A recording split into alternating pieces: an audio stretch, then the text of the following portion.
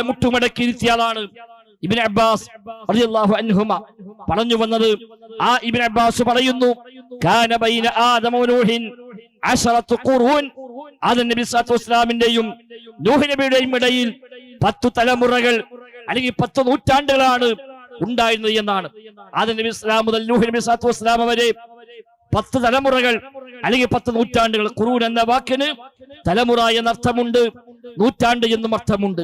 ആ രണ്ട് പ്രവാചകന്മാർക്കിടയിൽ ഒന്നാമത്തെ നബിയുടെയും ഒന്നാമത്തെ റസൂലിനും ഇടയിൽ 10 ഖുറൂൻ, 10 തലമുറകൾ അല്ലെങ്കിൽ 10 നൂറ്റാണ്ടുകളാണ് ഉണ്ടായിരുന്നത്. കുല്ലുഹും അലൽ ഹഖ്, അവരെല്ലാം ഹക്കായ വഴിയിലായിരുന്നു. കുല്ലുഹും അലൽ ഇസ്ലാം, അവരെല്ലാം ഇസ്ലാമിക ആദർശത്തിലായിരുന്നു. കുല്ലുഹും അലൽ തൗഹീദ്, അവരെല്ലാം തൗഹീദിലായിരുന്നു എന്നൊക്കെ വ്യത്യസ്തമായ റിപ്പോർട്ടുകൾ കാണാം. ആദം നബി സ്വല്ലല്ലാഹു അലൈഹി വസല്ലം മുതലുള്ള 10 തലമുറകൾ തൗഹീദിൽ നിന്ന് വ്യതിചലിച്ചിട്ടില്ല എന്നർത്ഥം.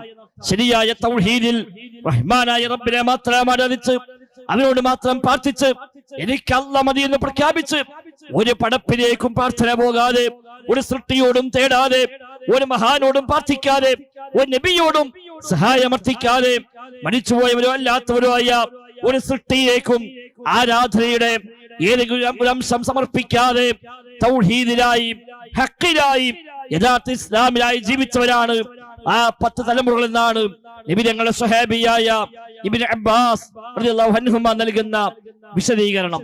പിന്നെയാണ് മെല്ലെ മെല്ലെ മെല്ലെ അവരിലേക്ക് ചില തെറ്റായ പ്രവണതകൾ കടന്നു വന്നത്. ഇബ്നു അബ്ബാസ് തന്നെ പറയുന്നു, അവർക്ക് ജീവിച്ച മഹാന്മാരായ 5 പേർ, വദ്, സുവാഅ്, യഗൂസ്, യഊഖ്, നസ്ർ എന്നീ 5 മഹാന്മാരായ ആളുകൾ അവരൊക്കെ ഒരേ വർഷത്തില് അടുത്തടുത്ത സമയങ്ങളിലായി അവരെല്ലാം മരണപ്പെട്ടു പോയി. ഈ 5 പേരും ഏതാണ് അടുത്ത കാലങ്ങളിലായി മരിച്ചപ്പോൾ അവർക്ക് വല്ലാത്ത പ്രയാസമായി, വല്ലാത്ത വേദനയായി. കാര്യപ്പെട്ട നേതാക്കന്മാരായ 5 പേരാണ് അടുപ്പിച്ചടുപ്പിച്ച് മരണപ്പെട്ടു പോയത്. അപ്പൊ അവർക്കിടയിൽ ചർച്ച വന്നു, ഇവരെ മറക്കാൻ പാടില്ല, ഇവരൊക്കെ വലിയ വലിയ ആളുകളാണ്, മഹാന്മാരാണ്, കാര്യപ്പെട്ടവരാണ്, അവരെ മറന്നുകൂടാ. അതുകൊണ്ട് ആ ഓർമ്മ നിലനിർത്താൻ എന്തെങ്കിലുമൊക്കെ സംവിധാനം നമുക്ക് ഉണ്ടായേ പറ്റുമെന്നാണ് ഇബ്നു അബ്ബാസ് തങ്ങൾ പറയുന്നു. ഈ 5 പേരെ കുറിച്ച് എന്ന് വിശുദ്ധ ഖുർആൻ പരിചയപ്പെടുത്തിയ 5 പേജുകളാണ്. ആ പേജുകളെ പറ്റി അദ്ദേഹം പറയുന്നു, അസ്മാഉ റിജാലിൻ സ്വാലിഹീന ഫീ ഖൗമി നൂഹിൻ, നൂഹ് നബി സ്വല്ലല്ലാഹു അലൈഹി വസല്ലമിന്റെ സമൂഹത്തിൽ ജീവിച്ചു പോയ സ്വാലിഹീങ്ങളായ ആളുകളുടെ പേരുകളാകുന്നു ഇവ എന്നാണ്. അവർ മരണപ്പെട്ടപ്പോൾ പിശാച് അവിടെ ഇടപെടുകയും ആളുകൾക്ക് ബോധനം നൽകി, അവർക്ക് വഹയി നൽകി, ദുർബോധനം നൽകി, നിങ്ങൾ ഇവരെ മറക്കാൻ പാടില്ല. അതുകൊണ്ട് അനിൻസിബു ഫീ മജാലിസിക്കും, നിങ്ങളുടെ സദസ്സുകളിൽ, നിങ്ങളുടെ മജ്ലിസുകളിൽ ഇവരൊക്കെ രൂപങ്ങൾ ഉണ്ടാക്കി വെക്കണമെന്ന് പറയുകയും, അങ്ങനെ പിശാചിന്റെ ദുർബോധത്തിന് വഴങ്ങി ആ സമൂഹം അവിടെ ഈ മഹാന്മാരായ ആളുകളുടെ രൂപങ്ങള്, ചിത്രങ്ങള്, ഫോട്ടോകളെല്ലാം അവിടെ സ്ഥാപിക്കുകയും ചെയ്തു. പ്രതിമകൾ സ്ഥാപിക്കപ്പെട്ടു. പക്ഷേ ഫലം തുഅബദ്, അന്നവ ആരാധിക്കപ്പെട്ടിട്ടില്ല. അന്ന് ശിർക്കുണ്ടായിട്ടില്ല. അന്ന് ഈ മഹാന്മാരോട് വിളിച്ചു പ്രാർത്ഥിച്ചിട്ടില്ല. ആ മഹാന്മാരുടെ ഖബറിൽ ചെന്ന് ഖബറാളിയോട് അവർ തേടിയിട്ടില്ല. ആ മഹാന്മാരെ ജീവിതത്തിലെ അത്താണികളായി, ആശാ കേന്ദ്രമായി, പ്രശ്നം തീർക്കുന്നവരായി, മുറാദ് ഹാസിലാക്കുന്നവരായി, മുദബ്ബിറുൽ ആലമായി ഒന്നും അന്നത്തെ ആളുകൾ മനസ്സിലാക്കിയിട്ടില്ല. പക്ഷെ പിന്നീട് ആ തലമുറകളെല്ലാം കഴിഞ്ഞുപോയി. ഈ ഉണ്ടാക്കിയവർ മരിച്ചുപോയി. ഈ വദ്ദിനെ കണ്ട, സുവാഇനെ കണ്ട, യഗൂസിനെ കണ്ട ഈ മഹാന്മാരുമായി സഹവസിച്ച, അവരെ കണ്ട് അവരെ ജീവിതം മനസ്സിലാക്കിയ തലമുറകളൊക്കെ കഴിഞ്ഞുപോയി. അങ്ങനെ അടുത്ത തലമുറ കടന്നു വന്നു.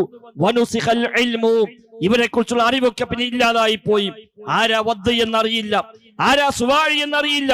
എല്ലാ സ്ഥലത്തും അവരെ ഫോട്ടോകൾ കാണുന്നു, കുറെ പ്രതിമകൾ കാണുന്നു, വലിയ വലിയ മഹാന്മാരാണെന്ന് പറഞ്ഞു കേൾക്കുന്നു എന്നല്ലാതെ ആരാണ് ഇവരെന്ന് അറിയാത്ത തലമുറകൾ പിന്നീട് വന്നപ്പോൾ ഇവർ ആരാധിക്കപ്പെട്ടുവെന്നാണ്. അഥവാ അന്ന് ചിത്രമുണ്ടാക്കി വെച്ചത്, അന്ന് പ്രതിമയുണ്ടാക്കി വെച്ചത്, അന്ന് അവരെ ബഹുമാനത്തിന്റെ മറവിൽ അവർ രൂപങ്ങളെ നിർമ്മിച്ചു വെച്ചതെല്ലാം പിന്നീട് ശിർക്കിലേക്ക് എത്തിച്ചുവെന്നർത്ഥം. ശിർക്കിലേക്കുള്ള വഴിയായി മാറി, ശിർക്കിലേക്കുള്ള മാർഗമായി മാറി, അഥവാ ശിർക്കിലേക്കുള്ള വസീലയായി മാറി.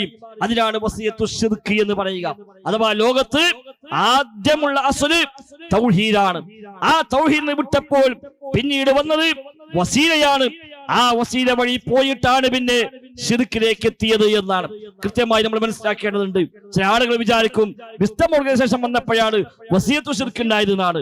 അല്ല, ലോകത്ത് ആദ്യമായി ഉണ്ടായ വ്യതിയാനം വസിയത്തു ശിർക്കായിരുന്നു. ഇബ്നു അബ്ബാസ് തന്നെ പറഞ്ഞു, അന്ന് ആരാധിക്കപ്പെട്ടിട്ടില്ല. ഫലം തുഅബദ്, രൂപം ഉണ്ടാക്കിയ കാലത്ത്, പ്രതിമ നിർമ്മിച്ച കാലത്ത് ആരാധിക്കപ്പെട്ടിട്ടില്ല. ആരാധിക്കപ്പെട്ടാലോ ശിർക്ക് തന്നെയാണല്ലോ. അപ്പൊ അന്ന് ആരാധിക്കപ്പെട്ടിട്ടില്ല. പിന്നെയോ പ്രതിമയുണ്ടാക്കി വെച്ചു. എന്തിന്? ഓർമ്മയ്ക്ക് വേണ്ടി മാത്രം, ബഹുമാനത്തിന് വേണ്ടി മാത്രം. പക്ഷെ ആ രൂപം ഉണ്ടാക്കിയത് പിന്നീട് അവരെ ശിർക്കിലേക്ക് എത്തിച്ചു. ശിർക്കിലേക്കുള്ള വഴിയായി മാറി. ആ വഴിക്കാണ് വസീല എന്ന് പറയുക. ഈ സ്റ്റേജിലേക്കുള്ള വഴിക്ക് ഇതിലേക്കുള്ള വസീല എന്ന് പറയാം. ആ വസീല വഴിയാണ് ഇങ്ങോട്ടെത്തുക. നമ്മുടെ വീട്ടിലേക്കൊരു വസീലയുണ്ടാകും, പള്ളിയിലേക്കൊരു വസീലയുണ്ടാകും, ഏതു സ്ഥലത്തേക്കൊരു വസീലയുണ്ടാകും. ആ അങ്ങോട്ട് എത്തിക്കുന്ന മാർഗം, അതിലേക്ക് എത്തിക്കുന്ന വഴി, അതിനാണ് വസീല എന്ന് പറയുക. ഒരു വഴിയിലൂടെ അല്ലാതെ ഒന്നിലേക്ക് എത്തുകയില്ല. ശിർക്ക് ഒരു സുപ്രഭാതത്തിലല്ല സംഭവിക്കല്. മെല്ലെ മെല്ലെ മെല്ലെ മെല്ലെയാണ് ശിർക്കിലേക്ക് എത്തുക. അതുകൊണ്ടാണ് ശിർക്കിലേക്ക് എത്താൻ ചാൻസ് ഉള്ള ഏതൊക്കെ വഴിയുണ്ടോ ആ വഴികളെല്ലാം ഹറാമാണ്. എല്ലാ വസീലകളും ശിർക്കിലേക്കുള്ള മാർഗങ്ങളെല്ലാം ഹറാമാണ്, നിഷിദ്ധമാണ്. അത് സ്വീകരിക്കാൻ പാടില്ല എന്ന് കണിശമായി ഇസ്ലാം പരിചയപ്പെടുത്തിയത്. ഫോട്ടോ അല്ലെങ്കിൽ ചിത്രങ്ങൾ, പ്രതിമകൾ എന്തേ വിമർശിക്കപ്പെട്ടത്, നിരുത്സാഹപ്പെടുത്തപ്പെട്ടത്, എന്തേ അതിൽ ഹറാമായി പഠിപ്പിക്കപ്പെട്ടത്? ഒന്നുമല്ല, അത് ശിർക്കിലേക്ക് എത്തിക്കുമെന്നാണ്. ചില പ്രതിമകൾ പിന്നീട് ആരാധിക്കപ്പെടും. അതുകൊണ്ട് തന്നെ പ്രതിമയുണ്ടാക്കാൻ പാടില്ല, ചിത്രങ്ങൾ ഉണ്ടാക്കാൻ പാടില്ല, ജീവനുള്ളതിന്റെ ഫോട്ടോകൾ പാടില്ല എന്നൊക്കെ പഠിപ്പിച്ചത് ഇന്നല്ലെങ്കിൽ നാളെ അതിനെ ആരാധിക്കുന്ന അവസ്ഥയിലേക്ക് എത്തിക്കുമെന്നാണ്. എന്റെ ഖബറ് കെട്ടിയുയർത്താൻ പാടില്ല എന്ന് പറഞ്ഞത്? ഖബറ് കെട്ടിയുയർത്തുമ്പോൾ എന്താ അവിടെ സംഭവിക്കുന്നത്? കല്ലും സിമന്റും ഉപയോഗിക്കുക മാത്രമാണ്. പക്ഷേ കേവലം കല്ലും സിമന്റുമല്ല, ആ ഉയർത്തിയ ഖബറ് കാലക്രമേണ തലമുറകൾ മാറി വരുമ്പോൾ പിന്നീട് ആരാധിക്കപ്പെടുന്ന സാഹചര്യം ഉണ്ടാകും. ആ ഖബറാളിയോട് തേടുന്ന, ആ ഖബറാളിയെ പേടിക്കുന്ന, ആ ഖബറാളിയെ പ്രതീക്ഷിക്കുന്ന, ആ ഖബറാളിക്ക് നേർച്ച വഴിപാടുകൾ സമർപ്പിക്കുന്ന സാഹചര്യം ഉണ്ടാകും. അതുകൊണ്ട് ഖബർ അത്തരം രീതികൾ പാടില്ല, കെട്ടിയുയർത്താൻ പാടില്ല. അത് ഹറാമാണ്. കാരണം അത് ശിർക്കിലേക്കുള്ള വസീലയാണ്. എന്തിനേറെ ഇസ്ലാമിൽ അനുവദനീയമായ കാര്യങ്ങൾ പോലും അത് ചെയ്താൽ ഏതെങ്കിലും സാഹചര്യത്തിൽ, ഏതെങ്കിലും നാട്ടിൽ, ഒരു തലമുറയിൽ അത് ശിർക്കിലേക്ക് എത്താൻ നിമിത്തമാകുമെങ്കിൽ അവിടെ ഇക്കാര്യം പോലും പാടില്ല എന്ന് ഇസ്ലാം പറയും. തെളിവാണ് ഒരു കാലത്ത് ഖബർ സിയാറത്ത് പാടില്ല എന്ന് പറഞ്ഞത്. നബി തങ്ങൾ പറഞ്ഞു, കുന്തു നഹൈതുകും അൻ സിയാറത്തിൽ ഖുബൂർ അലാ ഫസൂറുഹാ ഫഇന്നഹാ തുദക്കിറുകുമുൽ ആഖിറ. ഞാൻ നിങ്ങളോട് ഖബർ സന്ദർശനം പാടില്ല എന്ന് പറഞ്ഞിരുന്നു, എന്നാൽ ഇത് നിങ്ങൾ സന്ദർശിച്ചു കൊള്ളുക. നിങ്ങൾക്ക് പരലോകമെന്ന ഓർമ്മയുണ്ടാവാൻ, മരിക്കുമെന്ന ചിന്തയുണ്ടാവാൻ അത് നിമിത്തമായി മാറുമെന്ന് റസൂലുള്ളാഹി സ്വല്ലല്ലാഹു അലൈഹി വസല്ലമ. ഇബ്നുൽ ഖയ്യിം റഹിമഹുല്ലാഹ് അദ്ദേഹത്തിന്റെ ഇഗാസുൽ ലഹ്ഫാൻ മിൻ മസ്വാഇദിശ് ശൈത്വാൻ എന്ന കിതാബിൽ ഈ ഹദീസ് വ്യാഖ്യാനിക്കുമ്പോൾ അദ്ദേഹം പറയുന്നു, എന്തുകൊണ്ട് അന്ന് ഖബർ സിയാറത്ത് പാടില്ല എന്ന് പറഞ്ഞു? ഇന്ന് ഖബർ സിയാറത്ത് സുന്നത്താണല്ലോ. ഈ സുന്നത്തായ ഖബർ സിയാറത്ത് അന്ന് ഹറാമായി മാറി. ചെയ്യരുത്. കുന്തു നഹൈതുകും, ഞാനിതാ വിരോധിക്കുന്നു നിങ്ങളോട് ഖബർ സിയാറത്ത് എന്നാണല്ലോ നബി തങ്ങളുടെ പ്രയോഗം. എന്തേ അന്ന് വിരോധിച്ചത്? പിന്നീട് സുന്നത്തായി പറഞ്ഞ കാര്യം അന്ന് എന്തുകൊണ്ട് പാടില്ലെന്ന് പറഞ്ഞു? ഇബ്നുൽ ഖയ്യിം റഹിമഹുല്ലാഹ് പറയാണ്, അന്നത് ശിർക്കിലേക്കുള്ള വസീലയായിരുന്നു. അന്ന് ഖബർ സിയാറത്ത് ശിർക്കിലേക്കുള്ള വസീലയായിരുന്നു. കാരണം അവർക്ക് ഇസ്ലാമിലേക്ക് വന്നിട്ടേ ഉള്ളൂ, അധികകാലമായിട്ടില്ല. എല്ലാ ബഹുദൈവ ആരാധനയും ഒഴിവാക്കി തൗഹീദിന്റെ വഴിയിലേക്ക് വന്ന ഉടനെയാണ്. ആ സമയത്ത് ഖബറിൽ ചെന്നാൽ ഒരുപക്ഷെ പഴയ ഓർമ്മ തിരിച്ചു വന്നേക്കാം. ആ ഖബറാളിയോട് വല്ലതും തേടാൻ നിമിത്തമായേക്കാം, ശിർക്ക് ചെയ്യാൻ വഴിയായേക്കാം.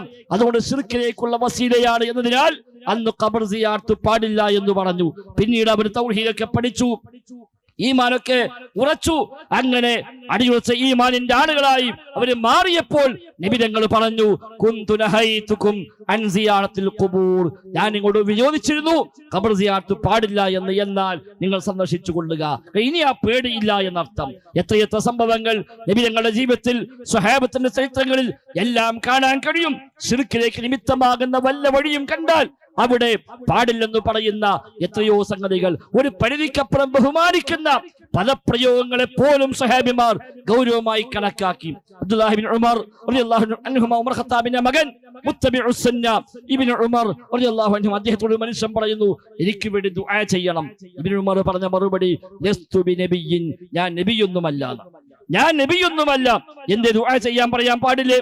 പാടുണ്ട്. ദുആ ചെയ്യാൻ പാടില്ലേ? പാടുണ്ട്. പിന്നെ എന്തേ അങ്ങനെ പറഞ്ഞത്? ഞാൻ ദുആ ചെയ്താൽ എന്തോ പ്രത്യേകതയുണ്ട്, അത് ഉത്തരം കിട്ടാൻ സാധ്യതയുണ്ട് എന്ന് അയാൾക്ക് തോന്നലുണ്ടെങ്കിൽ അത് എനിക്ക് പ്രയാസമാണ്. എനിക്ക് കിബർ വരാൻ, ഒരു റിയാ വരാൻ, ഒരു ലോകമാന്യം വരാൻ ഞാൻ തരക്കേടില്ല, ഞാൻ വലിയ കാര്യപ്പെട്ടവർ തോന്നാൻ ഒരു സാധ്യതയുണ്ട്. അതുകൊണ്ട് ഇബ്നു ഉമർ പറഞ്ഞു, ഞാൻ നബിയൊന്നുമല്ല എന്ന് പറഞ്ഞ് ഒഴിവാകുകയാണ് അദ്ദേഹം ചെയ്തത് എന്ന് കാണാൻ കഴിയും. സമാനമായ എത്രയോ സംഭവങ്ങൾ നമുക്ക് കാണാം. ഉമർ ഖത്താബും സ്വഹാബത്തും താബിഈനും അടങ്ങുന്ന സംഘം ഒന്നിച്ച് യാത്ര പോകുമ്പോഴാണ് ഒരു മരം കാണുന്നു. കുറച്ച് ആളുകൾ ആ മരത്തിനടുത്തേക്ക് ഓടുകയാണ്. ഉമർ ഖത്താബ് ചോദിച്ചു, എന്താണ് അവിടെ? എല്ലാവരും എന്താ അങ്ങോട്ട് ഓടുന്നത്? അവർ അല്ല, നിങ്ങൾക്ക് ഓർമ്മയില്ലേ ഈ മരം ഖുർആൻ പറഞ്ഞ മരമല്ലേ? വിശുദ്ധ ഖുർആൻ എന്താ പറഞ്ഞല്ലോ, നബിയെ താങ്കളുമായി ആ മരത്തിന് താഴെ വെച്ച് അവർ ബൈഅത്ത് ചെയ്ത സന്ദർഭം എന്ന് ഖുർആൻ പറഞ്ഞില്ലേ? ആ മരമാണിത്. നമ്മൾ ഇവിടെ വെച്ചല്ലേ നബിയുമായി ബൈഅത്ത് ചെയ്തത്, നിങ്ങൾ ഓർമ്മയില്ലേ? ഉമർ ഖത്താബ് ഓഹോ, ആ മരമാണല്ലേ എന്ന് ചോദിക്കുകയും അദ്ദേഹം പറഞ്ഞ മറുപടി കാണാം, നിങ്ങൾ മനസ്സിലാക്കണം, നിങ്ങളെ മുൻഗാമികൾ നശിച്ചു പോയത് ഇങ്ങനെയാണ്. ഉമർ ഖത്താബ് പറഞ്ഞു, ഇങ്ങനെയാണ് നിങ്ങളെ മുൻഗാമികൾ നശിച്ചത്. അവരവിടെ അമ്പിയാക്കളുടെ ശേഷിപ്പുകളെ പ്രത്യേകമായി ഓർത്തെടുക്കുകയും അതിന് പിന്നാലെ കൂടുകയും അത് പിന്നീട് അവർ ആരാധിക്കാൻ നിമിത്തമായി മാറുകയും ചെയ്തു എന്ന് ഉമർ ഖത്താബ് പറയുകയും, അങ്ങനെ ആ മരം അദ്ദേഹം പിഴുതെറിഞ്ഞുവെന്നാണ്. ആ മരം പിഴുതെറിഞ്ഞു, അദ്ദേഹം മുറിച്ചു മാറ്റിയില്ല. മുറിച്ചു മാറ്റിയ ഒരു പക്ഷേ പിന്നെ രണ്ടാമത് തെളിച്ചു വരാൻ സാധ്യതയുണ്ട്. അതുകൊണ്ട് ഉമർ ഖത്താബ് തന്നു അത് പിഴുതെറിഞ്ഞിട്ട് പറഞ്ഞു, വേണ്ട, അത്തരം വഴികൾ ആവശ്യമില്ല. ഒരുപാട് ചരിത്ര ഗ്രന്ഥങ്ങൾ സ്ഥിരപ്പെട്ട ഒരു സംഭവമാണ്. സനദ് കൊണ്ട് സ്വഹിയാണോ അല്ലേ അഭിപ്രായ വ്യത്യാസമുള്ള വിഷയവുമാണ്. ഇങ്ങനെ ധാരാളം സംഭവങ്ങൾ നമുക്ക് സ്വഹാബത്തിലേക്ക് കാണാൻ കഴിയും.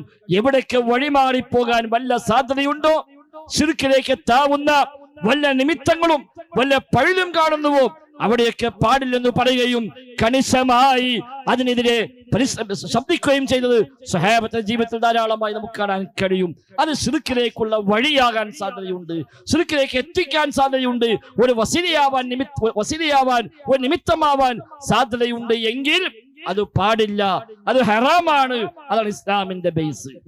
അത് ഏത് ഹറാമിലേക്ക് എത്തിക്കുമെങ്കിലും അത് ഹറാമാണ്, ഏത് ശിർക്കിലേക്ക് എത്തിക്കുമെങ്കിലും അത് ഹറാമാണ്, കുഫ്റിലേക്ക് എത്തിക്കുമെങ്കിൽ അത് ഹറാമാണ്. ഏതിലേക്ക് എത്തിക്കുമോ അതിന്റെ വിധി ഇതിനും ഉണ്ടാകുമെന്ന് ഇസ്ലാമിന്റെ അടിസ്ഥാന നിലപാടാണ്. പറഞ്ഞു വന്നത് ഒന്നാമത്തെ അസ്ല്, മനുഷ്യകുലത്തിന്റെ ബേസ് തൗഹീദാണ്. ആ തൗഹീദിൽ നിന്ന് വസീലയിലൂടെ മെല്ലെ മെല്ലെ മെല്ലെ പോയി പിന്നീട് വന്ന തലമുറകൾ 10 തലമുറ പിന്നിടുമ്പോൾ അവർ ശിർക്കിൽ ചെന്നെത്തി. അങ്ങനെ അവർ ആരാധിക്കുന്ന സാഹചര്യം ഉണ്ടായി. തലമുറകൾ മാറി വന്നു. ഈ മഹാന്മാരായ ആളുകളെ കുറിച്ച് കൃത്യമായി അറിയുന്നവരെല്ലാം മരിച്ചുപോയി. കേട്ടുകേൾവി മാത്രമുള്ള തലമുറകൾ വന്നപ്പോൾ ഈ മഹാന്മാർ ആരാധിക്കപ്പെട്ടുവെന്നാണ് ഇബ്നു അബ്ബാസ് റളിയല്ലാഹു അൻഹുമാ പരിചയപ്പെടുത്തുന്നത്. അതുകൊണ്ട് സഹോദരങ്ങളെ, തൗഹീദിനെ അതികണിശമായി ഗൗരവമായി കണ്ടേ പറ്റൂ നമ്മൾ. ഇസ്ലാമിന്റെ ജീവൻ തൗഹീദാണ്. ഇസ്ലാമിന്റെ ജീവൻ തൗഹീദാണ്. ജീവൻ നഷ്ടപ്പെട്ടാൽ ബാക്കിയെല്ലാം നഷ്ടമായല്ലോ. ആ ജീവൻ നഷ്ടപ്പെടാൻ കാരണമായേക്കാവുന്ന, നിമിത്തമായേക്കാവുന്ന ഏതിനെയും നമ്മൾ ഗൗരവമായി കാണുമല്ലോ. ഒരാൾക്ക് ആക്സിഡന്റ് പറ്റി, ആദ്യം നോക്കൽ എന്താ? തലക്ക് വല്ലതും പറ്റിയോ എന്നാണ്. തലക്ക് വല്ലതും പറ്റുക, കാരണം തലക്ക് വല്ലതും പറ്റിയാൽ അയാളെ ജീവനെ ബാധിക്കുന്ന കാര്യമാണ്. ഒരു പക്ഷേ കൈ ഒടിഞ്ഞു തൂങ്ങിയിട്ടുണ്ട്, കാലിനാകെ പരിക്ക് പറ്റിയിട്ടുണ്ട്, തലയ്ക്ക് ചെറിയ മുറിവുമുണ്ട്, എന്നാലും ആദ്യം നോക്കി തലയാണ്. അതാണ് ആദ്യം സ്കാൻ ചെയ്ത് അല്ല ഓർമ്മ ശരിയാണോ ചോദിച്ചാൽ പ്രതികരിക്കുന്നുണ്ടോ എന്നൊക്കെ നോക്കിയാൽ കുഴപ്പമില്ല, എന്നാൽ ഇനി ബാക്കി കൈ നോക്കാം, കാല് നോക്കാം. കാരണം ജീവനെ ബാധിക്കുന്ന കാര്യമാണ് തലക്കേൽക്കുന്ന പരിക്ക്. അതൊരു വസീലയാണ് എന്തിന്? ജീവൻ നഷ്ടപ്പെടാൻ. അവിടെ ജീവൻ നഷ്ടപ്പെടാൻ ഇടയാകുന്നതിനെ ഗൗരവമായി കാണുന്നു, ജീവൻ നിലനിർത്താൻ ആവശ്യമായതിനെ ഗൗരവമായി കാണുന്നു. ഇസ്ലാമിന്റെ ജീവൻ തൗഹീദാണ്. അതുകൊണ്ട് തൗഹീദിനെ ബാധിക്കുന്ന, തൗഹീദിനെ ഇല്ലാതാക്കുന്ന, തൗഹീദിനെ ദുർബലപ്പെടുത്തുന്ന, ശിർക്കിലേക്ക് എത്തിക്കുന്ന, ശിർക്കാവാൻ നിമിത്തമായേക്കാവുന്ന ഏതു കാര്യത്തെയും ഗൗരവമായി ഇസ്ലാം കണ്ടു. അതുകൊണ്ടാണ് ശിർക്ക് ഒരിക്കലും പൊറുക്കില്ല എന്നല്ല പറഞ്ഞത്. ശിർക്ക് ചെയ്താൽ നരകം നിർബന്ധമാണെന്ന് പറഞ്ഞു, സ്വർഗം ഹറാമാണ്, നിഷിദ്ധമാണെന്ന് പറഞ്ഞു. അവൻ അങ്ങേറ്റത്തെ വഴികേടിലാണ്. അതിവിദൂരമായ വഴികേടിലാണ് അവൻ അല്ലാഹു വിശുദ്ധ ഖുർആനിൽ പരിചയപ്പെടുത്തി. അവന് വേണ്ടി പൊറുക്കൽ തേടാൻ പോലും പാടില്ല എന്ന് വിശുദ്ധ ഖുർആൻ പറഞ്ഞു. അവൻ നാളെ പ്രവാചകരുടെ ശുപാർശ പോലും ലഭിക്കില്ല എന്ന് ഹദീസിൽ പഠിപ്പിക്കപ്പെട്ടു. അവന് വേണ്ടി അവൻ മറ്റുള്ളവർക്ക് വേണ്ടി പ്രാർത്ഥിച്ചാൽ ആ പ്രാർത്ഥനയ്ക്ക് പോലും പ്രസക്തിയില്ല, അത് കണക്കാക്കപ്പെടുകയില്ല എന്ന് ഹദീസിൽ പഠിപ്പിക്കപ്പെട്ടു. അവസാനം നരകത്തിൽ രക്ഷപ്പെടുന്ന അവസാനത്തെ ആളുകളെയും പറയുമ്പോഴും ഈമാന്റെ അംശമെങ്കിലും ബാക്കിയുണ്ടെങ്കിൽ അവർ രക്ഷപ്പെടുമെന്നും, എല്ലാ ശിർക്കിലായി മരിച്ച് ശിർക്കിൽ മുങ്ങിക്കുളിച്ച് കാലാകാലം നരകത്തിലാണ് എന്ന് ഖുർആൻ കൊണ്ട് ബോധ്യപ്പെട്ട ആളുകൾ മാത്രമാണ് എന്നേക്കുമായി ബാക്കിയാവുക. വലം യബ്ഖ ഇല്ലാ മൻ ഹബിസഹുൽ ഖുർആൻ ഐ വജബ അലൈഹിൽ ഖുലൂദ്. കാലാകാലം നരകത്തിലാണ് എന്ന് ഖുർആൻ കൊണ്ട് സ്ഥിരപ്പെട്ടവർ മാത്രമേ ഇനി നരകത്തിൽ ബാക്കിയുള്ളൂ. അല്ലാത്തവരെല്ലാം ശഫാഅത്ത് കൊണ്ടും മഗ്ഫിറത്ത് കൊണ്ടുമൊക്കെ രക്ഷപ്പെട്ടു പോകുന്നുവെന്ന് പറയപ്പെടുന്ന സാഹചര്യം ഉണ്ടാകുമെന്ന് ഇമാം ബുഖാരി മുസ്ലിം റഹിമഹുല്ലാഹ് ഉദ്ധരിക്കുന്ന ഹദീസിൽ കാണാൻ സാധിക്കുന്നു. സഹോദരങ്ങളെ, ഇസ്ലാമിന്റെ ജീവൻ തൗഹീദാണ്. ആ തൗഹീദാണ് ലോകത്ത് വന്ന എല്ലാ അമ്പിയാക്കളും ഒന്നാമതായി പറഞ്ഞത്. ഒരൊറ്റ നബിയും അല്ലാഹു അല്ലാത്ത ഒരാളും തേടിയില്ല, ഒരു ജിന്നിനോടും തേടിയിട്ടില്ല, ഒരു മലക്കിനോടും തേടിയിട്ടില്ല, ഒരു മഹാനോടും തേടിയിട്ടില്ല, ഒരു ഖബറിൽ ചെന്നും പറഞ്ഞിട്ടില്ല, ഒരു പടപ്പിലേക്കും തന്നെ പ്രതീക്ഷ പോലും ഒരു നബിയും ആ നിലയ്ക്ക് തിരിച്ചു വിട്ടിട്ടില്ല, ഒരു ഭയം പോലും തിരിച്ചു വിട്ടിട്ടില്ല.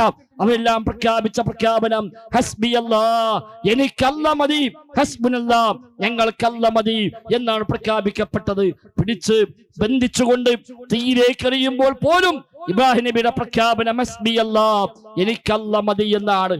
അദ്ദേഹത്തെ പിടികൂടി ബന്ധിച്ചു നഗ്നനാക്കി എന്ന് വരെ ചില തഫ്സീറുകളിൽ കാണുന്നു. അല്ലാഹു അഅലം. അങ്ങനെ അദ്ദേഹത്തെ വലിയ ഭീമാകാരമായ അഗ്നികുണ്ഡത്തിലേക്ക് വലിച്ചെറിയുമ്പോഴും അദ്ദേഹം പ്രഖ്യാപിച്ച പ്രഖ്യാപനം ഹസ്ബി അല്ലാഹ് വനിഅമൽ വക്കീൽ, എനിക്കല്ല മതി, എല്ലാം ഏൽപ്പിക്കാൻ ഏറ്റവും മതിയായ അള്ളയാണ് എന്ന ആ പ്രഖ്യാപനം. സഹോദരങ്ങളെ, അതാണ് മുസ്ലിമീങ്ങളായി നമുക്കുണ്ടാവേണ്ടത്. ജീവിതത്തിലെ ഏതു പ്രതിസന്ധിയിലും എന്തു പ്രശ്നം വന്നാലും അവിടെ അല്ലാഹ് എന്നല്ലാത്തൊരു വിളിയില്ല. ഒരു CM മടവൂരും വേണ്ട വിളിക്കാൻ, ഒരു പ്രവാചകനെയും വിളിക്കേണ്ടതില്ല, ഒരു ജിന്നിനെയോ ഒരു മലക്കിനെയോ ഒരു പടപ്പിനെയോ ഒന്നിനെയും വിളിച്ചു തേടിക്കൂടാ. അത്തരം തേട്ടങ്ങളെല്ലാം റബ്ബിൽ പങ്കു ചേർക്കലാണ്, ശിർക്കാണ്, പൊറുക്കപ്പെടാത്ത പാതകമാണ്. എനിക്കെന്റെ റബ്ബ് മതി, ഹസ്ബി അല്ലാഹ്, എനിക്കല്ല മതി എന്ന് പ്രഖ്യാപിക്കുന്നിടത്താണ് നമ്മുടെ ഇസ്ലാമിന്റെ ജീവൻ നിലനിൽക്കുന്നത്. ജീവൻ പോയാൽ ബാക്കിയെല്ലാം നിരർത്ഥകമാണ്. ജീവൻ പോയാൽ പിന്നെ കയ്യും കാലും കൊണ്ട് കാര്യമില്ല, കണ്ണും കാതും കൊണ്ട് കാര്യമില്ല, സ്ഥാനമാനങ്ങൾ കൊണ്ട് കാര്യമില്ല. എല്ലാ ലക്ഷണമൊത്തവരാണെങ്കിലും ജീവൻ നഷ്ടമായാൽ അതോടുകൂടി എല്ലാം നിഷ്ഫലമായി മാറി. എങ്കിൽ തൗഹീദാകുന്ന ജീവൻ എപ്പോൾ നഷ്ടമായോ അവിടെ നിസ്കാരം ബാത്തിലായി, നോമ്പ് ബാത്തിലായി, സകാത്ത് ബാത്തിലായി, ഹജ്ജ് ബാത്തിലായി, ദാനധർമ്മങ്ങൾ ബാത്തിലായി, ഖുർആൻ പാരായണം ബാത്തിലായി, എല്ലാം ബാത്തിലായി. ലൈൻ അസ്റക്ത ലയഹബതന്ന അമലുക വലതകൂനന്ന മിനൽ ഖാസിരീൻ. 39-ാം അധ്യായം സൂറത്തുൽ സുമറിലെ 65-ാമത്തെ വചനമാണ്. അല്ലാഹു സുബ്ഹാനഹു വ തആല നബിയെ വിളിച്ചുകൊണ്ടാണ് പറയുന്നത്, നബിയെ, താങ്കൾക്കിതാ ദിവ്യബോധനം നൽകുന്നു, താങ്കൾക്കിതാ വഹി നൽകുന്നു. നബിയെ, നിങ്ങൾ ശിർക്ക് ചെയ്താലും ശരി എല്ലാ അമലും ബാത്തിലായി പോകും. നബിയെ, നബി ഞങ്ങൾ ശിർക്ക് ചെയ്യില്ല, ചെയ്തിട്ടില്ല, തെറ്റുകൾ ചെയ്യില്ല, ചെയ്തിട്ടില്ല, മഅസൂമാണ്, പാപസുരക്ഷിതരാണ്, ഒരു ഹറാമും സംഭവിക്കാത്ത, ഒരു തെറ്റും സംഭവിക്കാത്ത ഹബീബായ മുഹമ്മദ് മുസ്തഫ സ്വല്ലല്ലാഹു അലൈഹി വസല്ലം തങ്ങളോടാണ് പറഞ്ഞത്, നബിയെ, നിങ്ങളാണെങ്കിൽ പോലും ശിർക്ക് ചെയ്താൽ എല്ലാം ബാത്തിലായി. നബിയോടാണ് അഭിസംബോധന, എങ്കിലും ഉമ്മത്തിന് മൊത്തമുള്ള താക്കീതാണ് എന്നാണ് ആ ആയത്തിൽ വ്യാഖ്യാതാക്കൾ മുഫസ്സിറുകൾ രേഖപ്പെടുത്തി വച്ചിരിക്കുന്നത്. അതുകൊണ്ട് സഹോദരങ്ങളെ, തൗഹീദിന്റെ പ്രാധാന്യം ഉൾക്കൊണ്ടേ പറ്റൂ.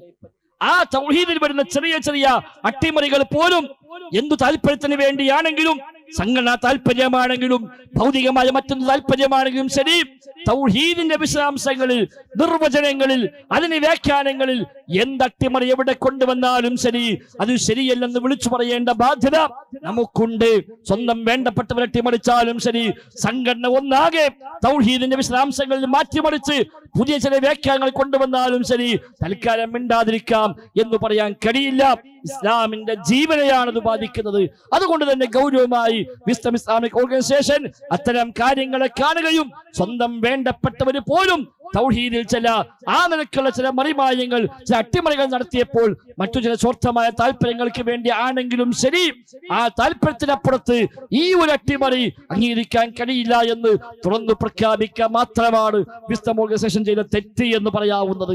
സഹോദരങ്ങളെ, അതിനപ്പുറത്തേക്ക് ജീവിതത്തിന്റെ ഏതെങ്കിലും നിമിഷത്തിൽ എവിടെങ്കിലും അല്ലാഹ് എന്നല്ലാത്തൊരു വിളി, ആ സ്ഥാനത്ത് ഒരു പടപ്പിലേക്കുള്ള വിളി വിളിച്ചിട്ടില്ല, വിളിക്കുകയില്ലെന്ന് മാത്രമല്ല, അങ്ങനെ വിളിച്ചാലോ എന്നൊരു ആശങ്ക പോലും, ഒരു ചിന്ത പോലും ജീവിതത്തിൽ ഉണ്ടാവുകയില്ല എന്നതിൽ യാതൊരു സംശയവും വേണ്ട. കാരണം മുജാഹിദിനെ സംബന്ധിച്ച് തൗഹീദാണ് ബേസ്. ആ തൗഹീദ് അവന്റെ എല്ലാം അതിന്റെ പേരിലാണ് നാട്ടിൽ പലരും ഒറ്റപ്പെട്ടത്. അതിന്റെ പേരിലാണ് ഞങ്ങളൊക്കെ വീട് വിട്ടിറങ്ങേണ്ടി വന്നത്. 10-12 കൊല്ലക്കാലം വീട്ടിൽ നിന്ന് പുറത്ത് ജീവിച്ചവരാണ് ഞാനൊക്കെ തൗഹീദിന്റെ പേരിൽ. എന്നിട്ട് പിന്നെ അവസാനം വന്നിട്ട് ജിന്നിനെ വിളിക്കാന്ന് പറയുകയാണെങ്കിൽ അതിനേക്കാളും വലിയ നഷ്ടക്കാരൻ, അതിനേക്കാളും വലിയ വിഡ്ഢി മറ്റാരുണ്ടാകും സഹോദരങ്ങളെ? അതുകൊണ്ട് തല പോയാലും ശരി, ജീവൻ നഷ്ടപ്പെട്ടാലും ശരി, എന്തെല്ലാം മർദ്ദനങ്ങളും അക്രമങ്ങളും പീഡനങ്ങളും ഏറ്റുവാങ്ങേണ്ടി വന്നാലും ശരി, തൗഹീദ് വിളിച്ചു പറയാൻ ഒരു മടിയുമില്ലാത്തവരാണ് മുജാഹിദുകൾ. നാട് നീളെ പ്രസംഗിക്കുമ്പോ മുജാഹിദ് പുസ്തകത്തിലെ സ്റ്റേജിലേക്ക് എന്നും വന്നത് കല്ലേറുകളാണല്ലോ, കൂക്കിവിളികളാണല്ലോ. അതല്ലാതെ ഒരു നാട്ടിലും ആദ്യമേ സ്വീകരിച്ച് നിങ്ങൾ ഈ നാട്ടിൽ ആവശ്യക്കാരാണ് വരണമെന്ന് പറഞ്ഞ് സ്വീകരിച്ചു കൊണ്ടുപോയ ഒരു നാടുമില്ല. എല്ലാ നാട്ടിലും എതിർപ്പേ ഉണ്ടായിട്ടുള്ളൂ, പ്രശ്നങ്ങളെ ഉണ്ടായിട്ടുള്ളൂ. അതെല്ലാം വകവെക്കാതെ എല്ലാ എതിർപ്പുകളെയും മറികടന്നുകൊണ്ട് ഒറ്റയ്ക്ക് പ്രസംഗിച്ചു പോകുന്ന മുൻഗാമികളായ മുജാഹിദ് പണ്ഡിതന്മാർ സ്റ്റേജ് തകർക്കപ്പെട്ടപ്പോഴും അതേപോലെ കല്ലെടുത്തെറിയപ്പെട്ടപ്പോഴും ഓരപ്പടക്കം കഴുത്തിലേക്ക് മാലയാക്കി ചാർത്തി തീ കൊളുത്തി പൊട്ടിപ്പോകുമ്പോഴും അവിടെയും തൗഹീദ് വിളിച്ചു പറയാൻ മടി കാണിച്ചിട്ടില്ല എങ്കിൽ സഹോദരങ്ങളെ, ആ തൗഹീദ് ഉറക്കെ പറയാൻ തന്നെയാണ് ഒരു മുജാഹിദിന് എന്നും താല്പര്യമെന്നാണ് ഈ സമയത്ത് സൂചിപ്പിക്കാനുള്ളത്. വിശുദ്ധ ഖുർആനിൽ മൊത്തം പറഞ്ഞത് 25 പ്രവാചകന്മാരെ പേരാണ്. അതിൽ 18 അമ്പിയാക്കളെ പേര് പറഞ്ഞ സൂറത്താണ് സൂറത്ത് അൻആം. 84, 85, 86 വരെയുള്ള ആയത്തുകളിൽ 18 അമ്പിയാക്കന്മാരെ പേരാണ് അല്ലാഹു തആല നിരത്തി പ്രയോഗിച്ചിരിക്കുന്നത്. 87-ാമത്തെ വചനത്തിൽ അല്ലാഹു തആല പറഞ്ഞത് ആ അമ്പിയാക്കളുടെ വഴി സ്വീകരിച്ച പിൻപറ്റിയ അവിടെ ഭാര്യാസന്താനങ്ങൾ, സഹോദരങ്ങൾ അടക്കമുള്ള ആളുകളെ പറ്റിയാണ് 87-ാമത്തെ ആയത്തിൽ അല്ലാഹു തആല പറഞ്ഞത്. ശേഷം 88-ാമത്തെ ആയത്തിൽ പറഞ്ഞത് വലൗ അസ്റകൂ ലഹബിത അൻഹും മാ കാനൂ യഅമലൂൻ.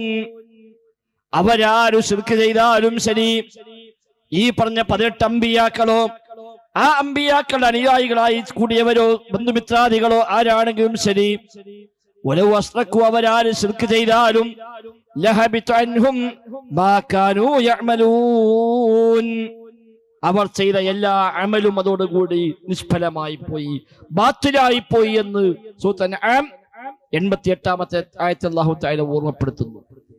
അതുകൊണ്ട് തൗഹീദ് അതിപ്രധാനമാണ്, ഇസ്ലാമിന്റെ ജീവനാണ്. പക്ഷെ ഇന്ന് മുസ്ലിം ഉമ്മത്തിൽ അല്ലാഹു അല്ലാത്തവരെ വിളിച്ചു പ്രാർത്ഥിക്കുന്ന, അവർക്ക് ഇബാദത്തുകൾ സമർപ്പിക്കുന്ന, നേർച്ച വഴിപാടുകൾ അർപ്പിക്കുന്ന, അവരെ പേര് സത്യം ചെയ്യുന്ന, അവരെ ആശാ കേന്ദ്രങ്ങളായി കാണുന്ന, ഏത് മുറാദും ഹാസിലാക്കി തരുന്ന, ഏത് വിപത്തിനെയും അകറ്റിത്തരുന്ന, എന്തിനാണ് ലോകം മുഴുവൻ നിയന്ത്രിക്കുന്നവരായി പോലും പരിചയപ്പെടുത്തുന്ന മഹാന്മാരെന്ന് വിളിക്കപ്പെടുന്നവർ പോലും ഉണ്ടായി. അത് വല്ലാത്തൊരു വേദനാജനകമാണ്. തൗഹീദ് അസ്ലായി സ്വീകരിച്ച മനുഷ്യൻ, തൗഹീദ് അസ്ലായി പഠിപ്പിച്ചൊരു ദീന്, ആ ദീനിന്റെ ആളുകളായി അവകാശപ്പെടുന്ന ആളുകൾ തന്നെ ശിർക്കിന്റെ എല്ലാ വശങ്ങളും ജീവിതത്തിൽ